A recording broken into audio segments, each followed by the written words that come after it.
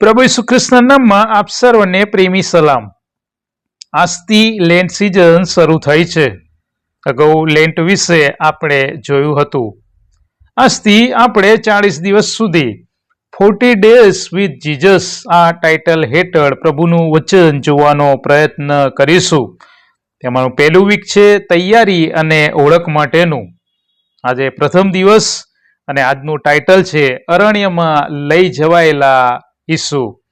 માતીની લખેલી સુવાર્તા તેનો 4થો અધ્યાય અને તેની પ્રથમ 2 કલમનો આજે આપણે અભ્યાસ કરીશું. પહેલી કલમમાં લખ્યું છે આત્મા પ્રભુ ઈસુને રાનમાં લઈ ગયો. શા માટે આત્મા પ્રભુ ઈસુને રાનમાં લઈ ગયો? શૈતાનથી પ્રભુ ઈસુનું પરીક્ષણ થાય એ માટે આત્મા પ્રભુ ઈસુને રાનમાં લઈ ગયો.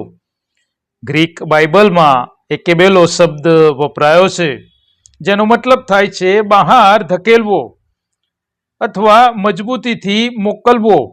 આનો મતલબ એ થાય કે પ્રભુ ઈસુ ખ્રિસ્ત પોતાની મરજીથી નથી ગયા, પણ ઈશ્વરની યોજના હેઠળ અરણ્યમાં ગયા છે. આ બાબત આપણને શીખવે છે કે ક્યારેક મુશ્કેલી પણ ઈશ્વરની યોજના જ હોય છે.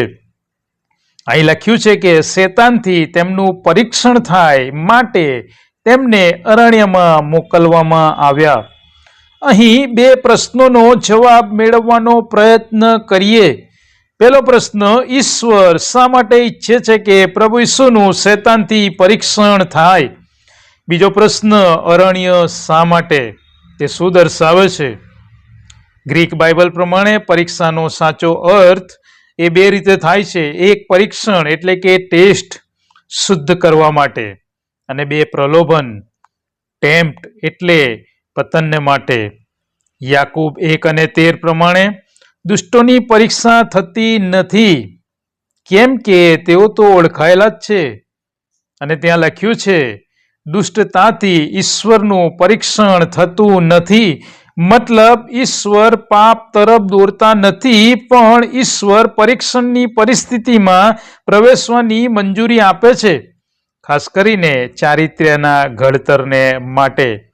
અહીં પ્રભુ ઈસુ ખ્રિસ્ત રોમન 5 અને 19 અને 1 કોરિન્થી 15 અને 45 પ્રમાણે બીજા આદમ તરીકે છે.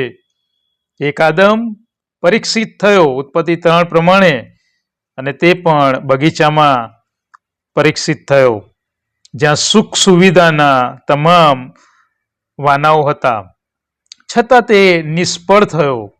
પણ અહીં બીજો આદમ એટલે કે પ્રભુ ઈસુ ખ્રિસ્ત તે બગીચામાં નથી, સુખ સગવડના વાનાઓ સાથે નથી, અરણ્યમાં છે, કઠિન પરિસ્થિતિમાં છે, છતાં સફળ થયા.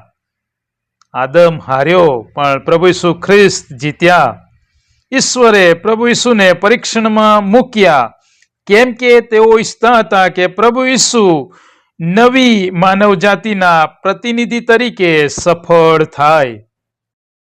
બીજું, ઈશ્વર પરીક્ષણ થકી પ્રભુ ઈસુને પ્રમાણિત કરવા માંગતા હતા. બાઇબલમાં હંમેશા સેવા પહેલા પરીક્ષા આવે છે, જે 40ના અંકના સંદેશામાં આપણે અગાઉ જોયું હતું કે 40નો અંક એ તૈયારીનો અંક છે.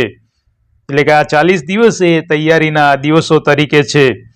પ્રભુ ઈસુની જાહેર સેવા પહેલા તેમણે આધ્યાત્મિક રીતે જાહેર રીતે પ્રમાણિત થવું જરૂરી હતું.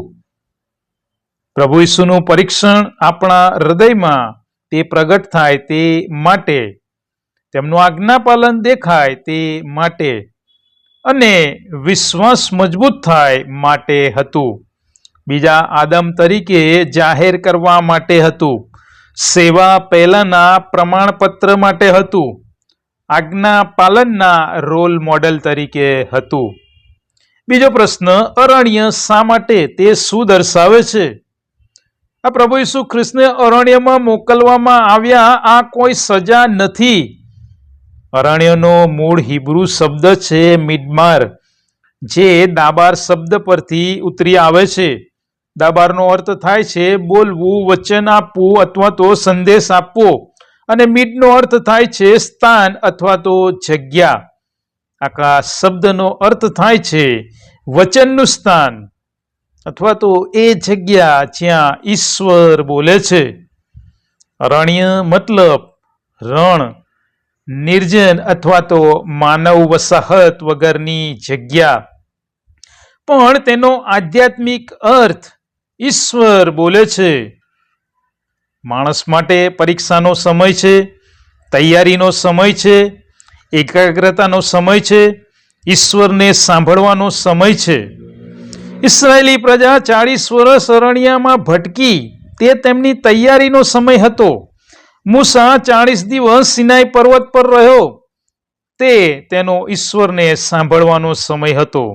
પ્રભુ ઈસુ 40 દિવસ અરણ્યમાં રહ્યા, તે તેમનો પરીક્ષણ સામે જય મેળવવા માટેનો સમય હતો, સેવા માટેની તૈયારીનો સમય હતો. અરણ્ય બાહ્ય આરામથી દૂર એવું આંતરિક રૂપાંતરણ માટેનું સ્થળ છે. મતલબ આપણે કોઈ અરણ્યમાં જવાની જરૂર નથી કે જ્યાં કોઈ વસ્તી નથી, કોઈ વનમાં, જંગલમાં, કોઈ નિર્જન પહાડ પર આપણે જવાની જરૂર નથી. અરણ્ય એ ઈશ્વરને સાંભળવા માટેની અને સેવાની તૈયારી માટેની જગ્યા છે, જે ઈશ્વરે આપણને આપણા ઘરમાં જ આપેલી છે.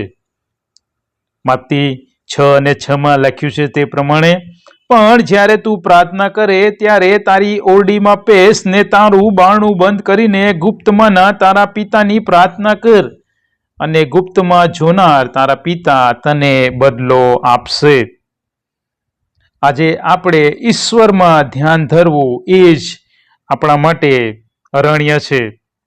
પછી તે ગમે તે જગ્યાએ, ગમે તે સ્થળે આપણે તે બાબતને કરી શકીએ છીએ.